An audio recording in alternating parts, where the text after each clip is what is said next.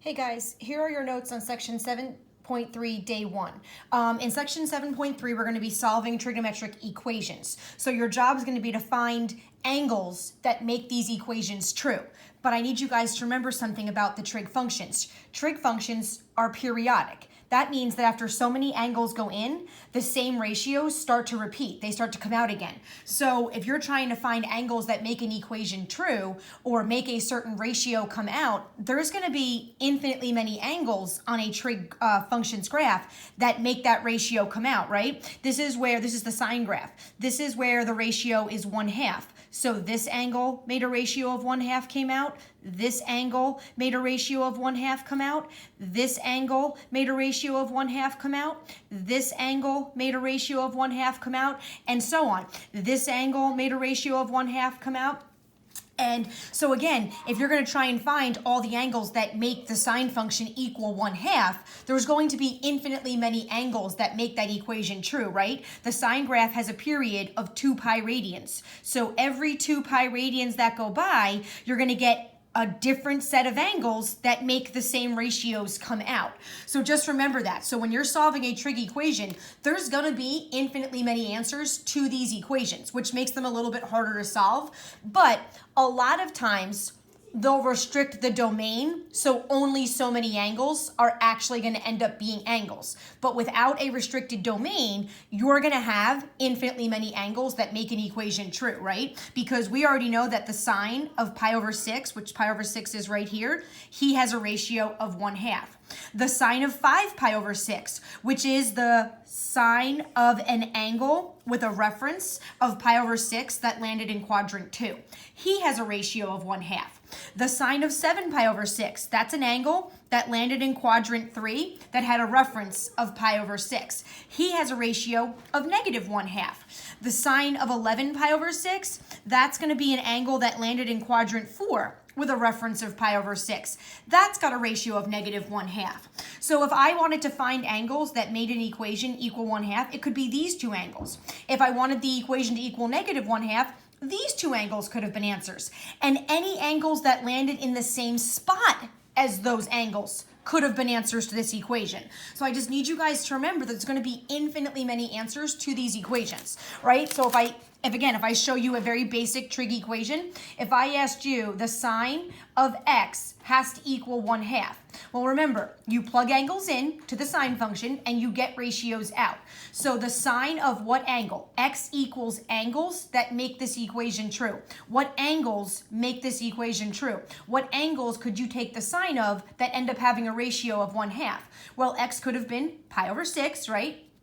Or x, or any angle that landed in the same spot, like 13 pi over 6 or -11 pi over 6, etc. Or x could have been 5 pi over 6, or any angle that lands in the same spot as 5 pi over 6, like 17 pi over 6 lands in the same spot as him, or -7 pi over 6 lands in the same spot as him, because these angles are a period away from that angle. They are 2 pi radians away from that angle. All right? So the problem is, it's kind of like, well, yeah, how do we solve sine equations, right? What's going to undo the sine function? The inverse sine, right? Well, here's the problem. If you want to use the inverse sine, like you want to inverse sine both sides, the problem is if I inverse sine both sides, it'll undo the sine function and leave you with x equals. The answer to this equation will be the inverse sine of 1/2. If you ask your calculator what is the inverse sine of 1/2, it's only capable of spitting out pi over 6, because the inverse sine only spits out angles between -pi/2 and pi/2, quadrant 1 and quadrant 4 angles. The inverse sine isn't capable of spitting out this angle, nor is a function capable of spitting out two different answers. So again, the inverse sine, to me, it can get you started, but it can't solve the whole problem, because it's not going to be capable of getting you all the answers, okay? So that's why I like to solve these ones by hand.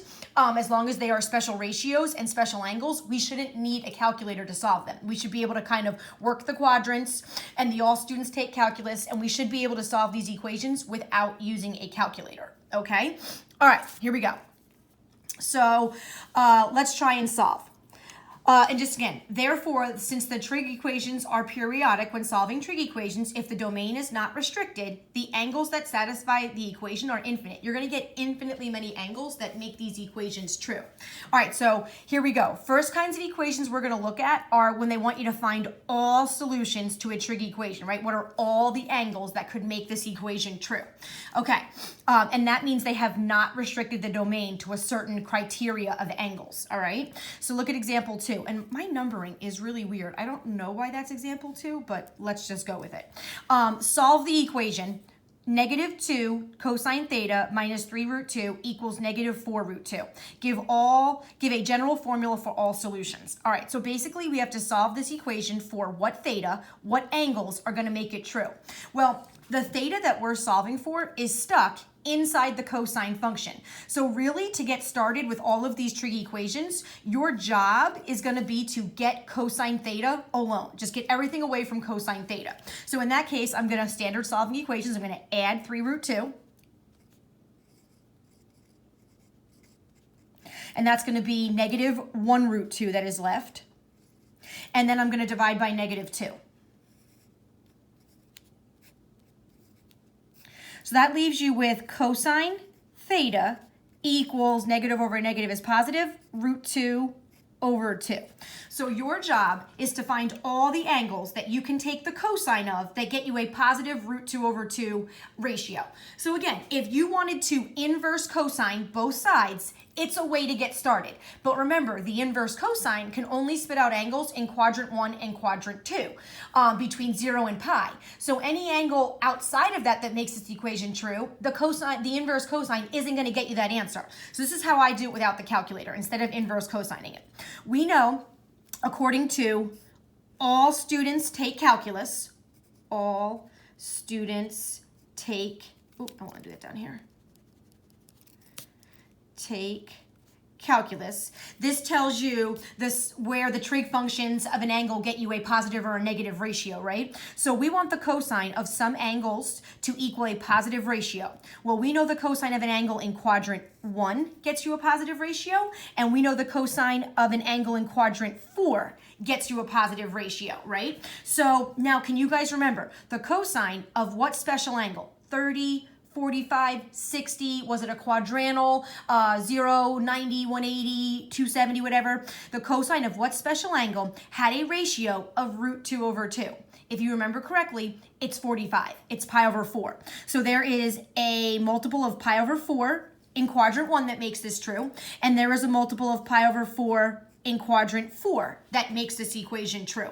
Okay, so what angles are these really? Well, really, theta is going to equal pi over 4 in quadrant 1 is pi over 4. It's 1 pi over 4. So it's pi over 4 plus any angle that lands in the same spot as him, which will be 2 pi, a period away from him, 2 pi radians away, times k revolutions. So those are all possible answers, right? Now this angle is also an answer. So theta could also equal, well, what multiple of pi over 4 landed in quadrant 4? Well, if you remember your anchors, all the way around is 2 pi, right? So in the world of pi over 4, that's 8 pi's over 4. So if this is 8 pi over 4, the one right before it is 7 pi over 4. So 7 pi over 4 is an angle that makes this equation true. Plus, any angle that lands in the same spot as him, 2 pi k revolutions away. So technically, this is your general formula that tells you all the angles that make this equation true. Now, sometimes your online homework will ask you to list out the first 6 or 8 angles that make this equation true. If that's the case, right, just take so again, this is your answer. These are the angles, all possible angles that make this equation true. But if they want you to start listing them out, take your first angle, which is pi over 4, and then you literally have to start adding the period to him. Add 2 pi radians to him, and what's the next angle you land on?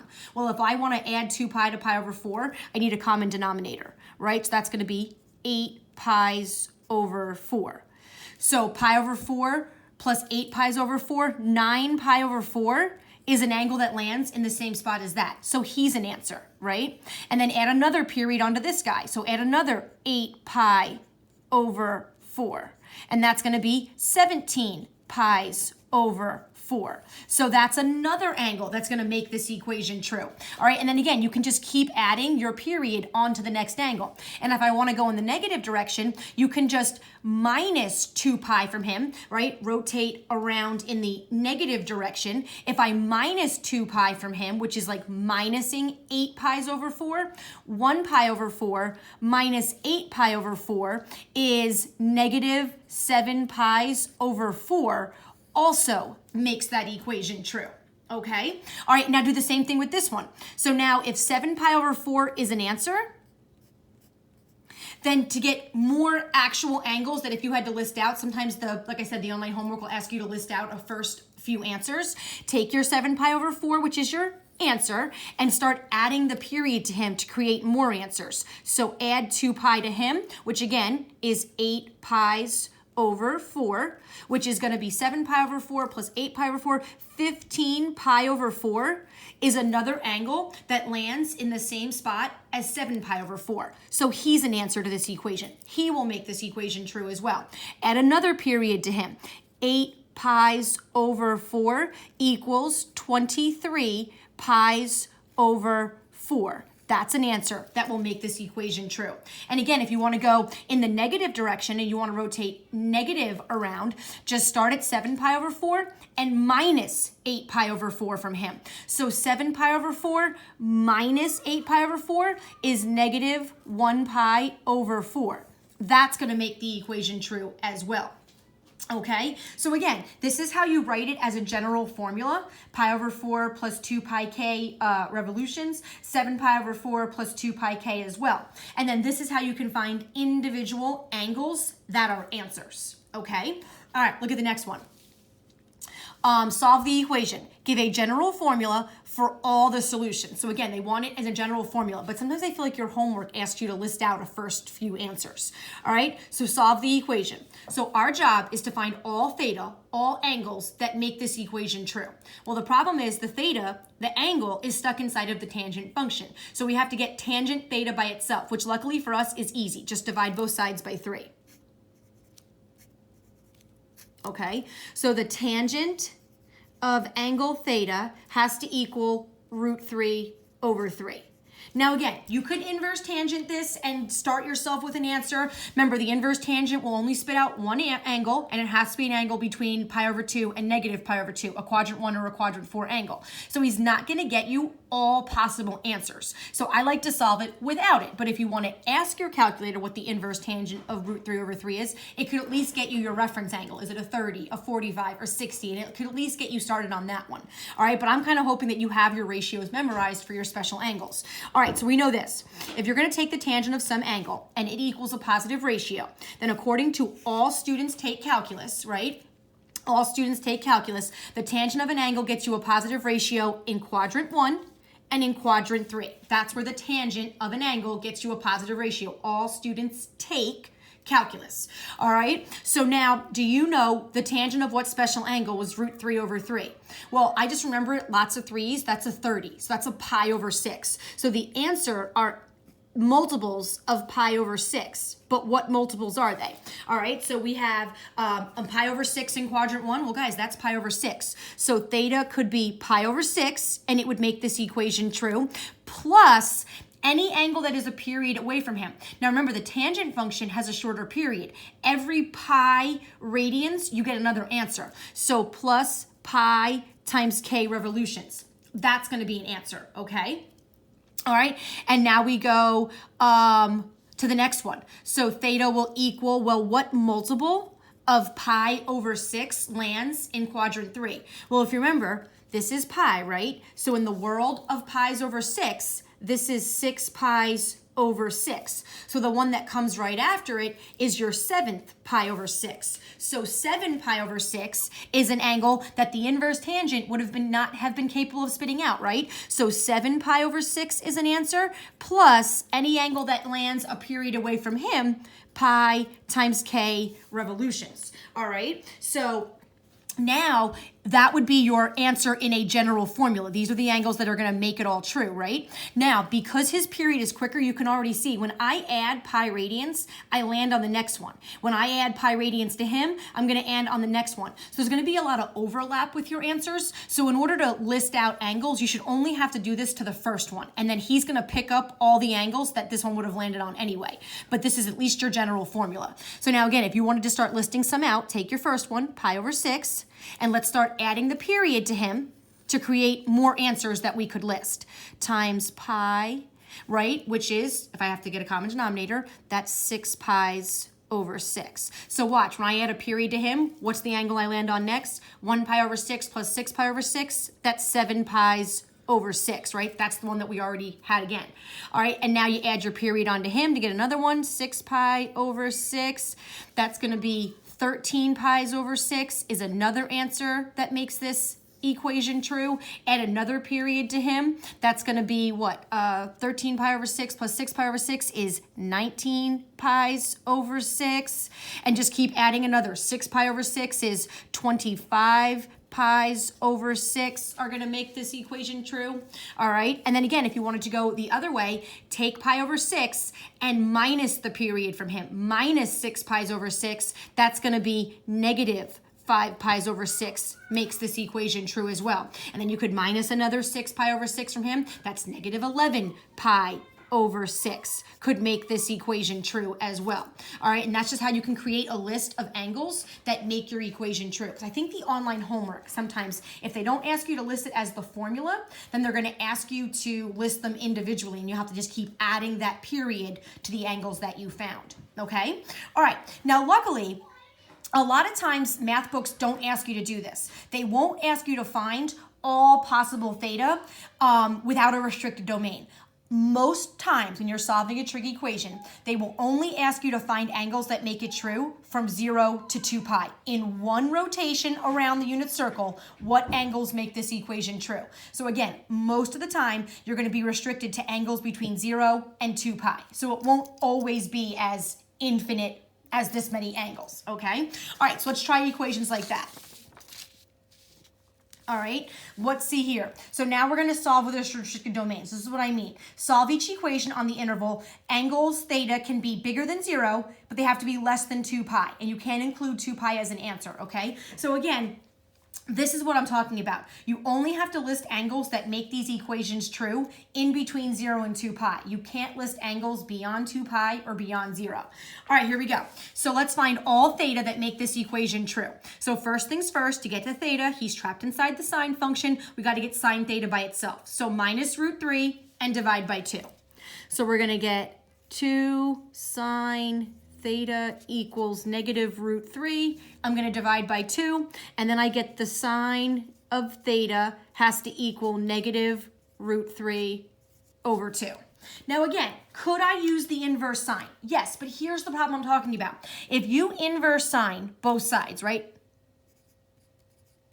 If you inverse sine both sides, it'll cancel this out, leave you with theta, and then theta will equal whatever the inverse sine of negative root 3 over 2 is. But here's the problem. We know if you take the inverse sine of a negative ratio, it's going to spit out an angle in quadrant 4 between 0 and negative pi over 2. Well, any angle between 0 and negative pi over 2 is not an angle in this interval. So it's not going to be an answer anyway. So that's what I mean. I think these problems are better off being solved without using some of the inverse functions. You can solve them by hand for the most part because that's a special ratio. We already know what angle should make that true. All right, so let's do it this. If you take the sine of an angle and the ratio ends up negative, according to all students take calculus, right? The sine of an angle gets you a negative ratio in quadrant 3 and quadrant 4. So the angles have to be angles in quadrant 3 or quadrant 4 because that's where the sine of an angle gets you a negative ratio. All students says that the sine is positive in 1 and 2, but it's negative in 3 and 4. Okay, so now do you know what special angle this is? The sine of what special angle? 30, 60, 45, 180, 270, 90. Which one had a ratio of root 3 over 2? Well, if you remember, the sine of a 30, a pi over 6 was 1/2. So then the sine of a 60, a pi over 3, has to be the root 3 over 2. So it's some multiple of pi over 3, some multiple of a 60-degree angle. All right, so now which pi's over 3, what multiple of a pi over 3 lands in quadrant 3 and quadrant 4? Well, if you remember, this is pi, right? So in the world of pi's over 3, that's 3 pi's over 3. So the one that comes right after it is 4 pi over 3. So theta could be 4 pi over 3 and make this equation true. Or what other angle could he be in between 0 and 2 pi? Well, what multiple of pi over 3 lands in quadrant 4? Well, use your anchors, right? This is 2 pi, right? This is one complete rotation around is 2 pi radians. So in the world of pi's over 3, how many pi's over 3 make 2 pi? That's 6. That's 6 pi over 3 is 2 pi. So then the one that came right before it is 5 pi over 3. This is 5 pi over 3. So 5 pi over 3 is the other angle that will make this equation true. So those are the two angles in between 0 and 2 pi that when you plug them in, they will make this equation true. It has to be 4 pi over 3 and 5 pi over 3. Okay? All right, here we go. How about this one? 4 times the secant theta plus 6 equals -2. Our job is to find all the theta between 0 and 2 pi, between one rotation, that make this equation true. So again, theta is stuck inside the secant function. So get secant theta by itself. So -6, 4 secant theta equals -2. Divide by 4, and then secant theta has to equal -2, right? Well, again, I have a problem with that because there is no inverse secant button if you wanted to use the inverse function. So since the inverse secant had the same range, same angles that came out of it as the inverse cosine, his reciprocal, we can rewrite this in terms of a cosine problem. So if the secant of some angle equals this ratio, then the reciprocal, which is cosine theta, has to equal the reciprocal of that ratio, which is -1/2. And now you can work in terms of the cosine function. So again, if you wanted to inverse cosine that, you can. But it's only going to get you one of your angles, and we know it'll be the quadrant 2 angle, because if you take the inverse cosine of a negative ratio, we know that angle was in quadrant 2. But anyway, you should be able to reason this out without it, right? Okay, so let's do it. All students take calculus, right? Let's work the quadrants. All students take calculus. If the cosine of some angle got you a negative ratio, then we know that that angle must have been all students take calculus. All calculus is where the cosine gets you a positive ratio, which means the angle that got you a negative ratio must have been an angle in quadrant 2 or an angle in quadrant 3. So we know those are the angles that make this equation true. Now, what kind of angle? 30, 60, 45? Do you remember the cosine of what angle was 1/2? Well, remember, if the sine of a 30, a pi over 6 was 1/2, then it can't be the cosine of a 30 that's 1/2. It must be the cosine of a 60, a pi over 3. And again, that just comes from memorization. So it's got to be some multiple of pi over 3 that makes this equation true, because it is the cosine of a 60 who ends up getting you the ratio 1/2. Okay, so now, drop my pencil. So now, what multiple of pi over 3 landed in these quadrants? Well, again, if this is pi, and we're dealing with pi's over 3, then this is 3 pi over 3. So then the one that came before it is 2 pi over 3, and the one that came after it is 4 pi over 3. So the angles that make this equation true are 2 pi over 3 and 4 pi over 3. Those are the angles in between 0 and 2 pi that will make this equation true.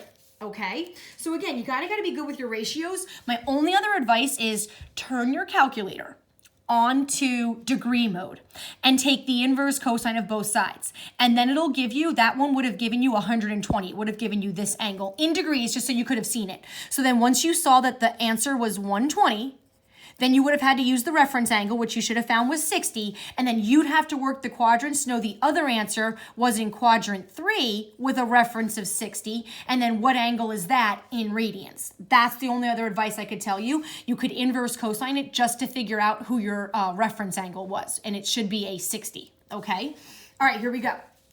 Look at this one.